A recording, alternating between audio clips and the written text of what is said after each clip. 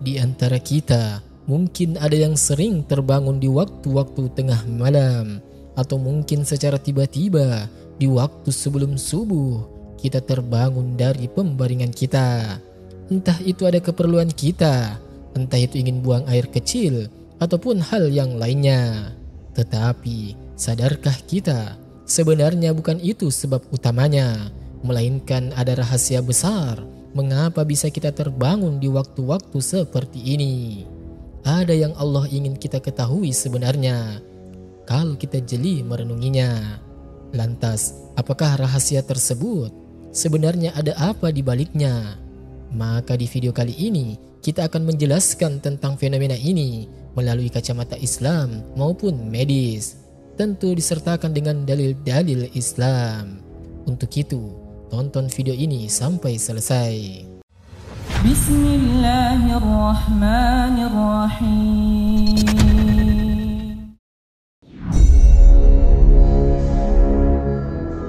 Assalamualaikum warahmatullahi wabarakatuh. Syukur alhamdulillah kita bisa berjumpa lagi di channel ini. Salawat dan salam selalu dan tetap tercurahkan kepada junjungan kita Nabi besar Muhammad SAW. Harapan dan doa saya, semoga saudaraku semuanya selalu diberikan kesehatan, dilapangkan rezekinya, diampuni dosa-dosanya, dan dipanjangkan umurnya. Amin ya rabbal alamin. Sahabat beriman yang dirahmati Allah, banyak orang yang terbangun di waktu saat malam hari. Sayangnya, fenomena ini seringkali diabaikan. Namun, tahukah kita bahwa ini adalah cara tubuh dan Allah berkomunikasi dengan kita? Jadi, dilihat dari waktunya, bangun di malam hari, tubuh kita sebenarnya sedang mengalami sensasi tertentu. Ini juga sebuah cara fisik dan emosi menyampaikan masalah pada kita. Terbangun di tengah malam sebaiknya jangan diabaikan. Di dalam salah satu pengobatan, siklus tidur menjadi saat kita menerima pesan dari Allah. Titik-titik energi ini terhubung dengan sistem jam yang bisa dipercaya memberikan energi untuk bagian tubuh tertentu. Lalu, apa saja rahasia ilmiah tubuh dalam menjawab hal tersebut? Dan apa rahasianya dalam Islam mengungkap dalam kebiasaan tersebut? Sahabat beriman yang dirahmati Allah, bangun jam 9 sampai jam 11 malam. Jika kita kesulitan tidur di antara pukul 9 sampai 11 malam, itu adalah pertanda kita stres. Ini adalah jam tidur bagi kebanyakan orang. Dan jika kita merasa sulit tertidur, tandanya sahabat sedang stres dan khawatir. Salat hajat bisa sebenarnya untuk menjadi solusi masalah ini.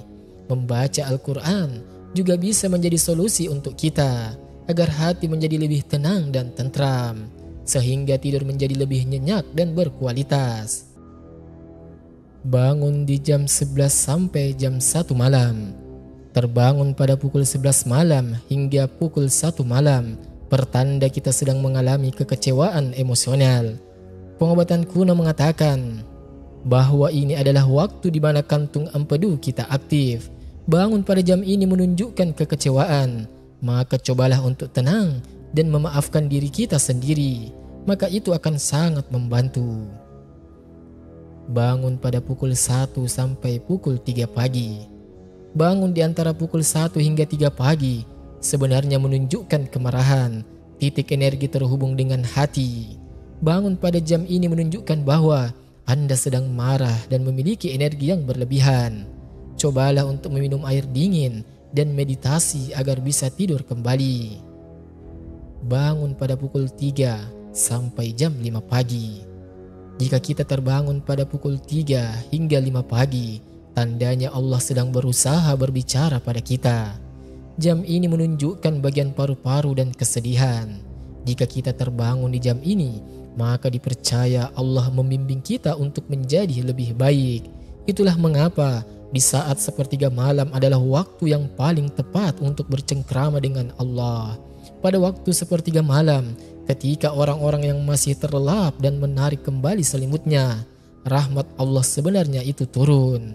Allah akan mengabulkan seluruh doa-doa kita. baik berupa doa yang langsung dikabulkan ataupun diganti dengan hal yang lebih baik menurut Allah. Lalu cobalah bernafas perlahan dan berdoa agar bisa kita tertidur kembali hingga azan subuh berkumandang. Siklus bangun tidur terakhir adalah pukul 5 sampai 7 pagi. Jika kita bangun di jam ini, dipercaya kita sedang memiliki emosi yang tertahan. Dari sudut ilmiah, ini pertanda Anda sedang mengalami masalah di usus besar. Namun sebenarnya bisa diatasi dengan meregangkan otot atau pergi ke toilet. Namun tidak baik bagi seorang muslim bangun pada jam setelah subuh atau setelah subuh tidur kembali, karena tidak baik untuk kesehatan dan rezeki. Di dalam sebuah riwayat sahabat Ibnu Abbas, sebagaimana yang diriwayatkan Imam Tabrani, disebutkan bahwa Nabi SAW bersabda, ketika kalian sudah selesai melakukan sholat subuh, maka janganlah mementingkan tidur yang menjadi penyebab hilangnya rezekimu. Di antara hal yang makruh menurut para ulama adalah tidur setelah sholat subuh hingga matahari terbit, karena sebenarnya waktu tersebut adalah waktu memanen ghanimah atau waktu meraih kebaikan yang begitu banyak. Madarijus Shalihin. Dari Urwah bin Zubair radhiyallahu an, beliau mengatakan, dulu Zubair melarang anak-anaknya untuk tidur di waktu pagi. Urwah mengatakan, sungguh jika aku mendengar bahwa seseorang itu tidur di waktu pagi, maka aku pun merasakan tidak suka dengan dirinya. Hadis riwayat Ibnu Abi Syaibah dengan sanad yang sahih. Hal ini juga dikatakan oleh Ibnu Qayyim rahimahullah, yaitu banyak tidur dapat mengakibatkan lalai dan malas-malasan. Banyak tidur ada yang termasuk dilarang dan ada pula yang dapat menimbulkan bahaya bagi badan. Tidur pagi juga menyebabkan berbagai penyakit badan, di antaranya adalah melemahkan syahwat, zadul ma'ad. Sahabat beriman yang dirahmati Allah, beginilah cara Allah menyampaikan taufik dan hidayah kepada umatnya. Ada kala kita tak perlu langsung duduk, pergi ke kamar mandi, mengambil minum atau malah tidur kembali. Tetaplah dalam kondisi tertidur sambil membaca zikir yang diamalkan oleh Rasulullah SAW. Zikir seperti apakah itu? Dari Ubadah bin Samit, dari Nabi SAW bersabda, siapa yang terbangun di waktu malam lalu membaca La ilaha illallah wahdahu la syarikalah lahul mulku wa lahul hamdu wa huwa ala kulli syai'in qadir. Alhamdulillah wa subhanallah wa la ilaha illallah wallahu akbar wa la hawla wa la quwwata illa billah. Dan lalu ia berdoa, ya Allah, ampunilah aku, atau berdoa yang lainnya, maka pasti dikabulkan doanya. Dan jika ia berwudu dan sholat, pasti diterima sholatnya. Hadis riwayat Al-Bukhari. Tubuh menyimpan begitu banyak rahasia. Jika kita belajar mencari tahu dan mendengar, maka tubuh sebenarnya sedang memberitahu kepada kita sebuah informasi. Kita juga bisa meningkatkan kesehatan fisik dan spiritual dalam kehidupan kita. Wallahu alam bisawab. Demikian yang bisa saya bagikan, dan semoga video ini bermanfaat untuk kita semua. Subhanakallahumma wa bihamdika asyhadu an la ilaha illa anta astaghfiruka wa atubu ilaik. Wassalamualaikum warahmatullahi wabarakatuh.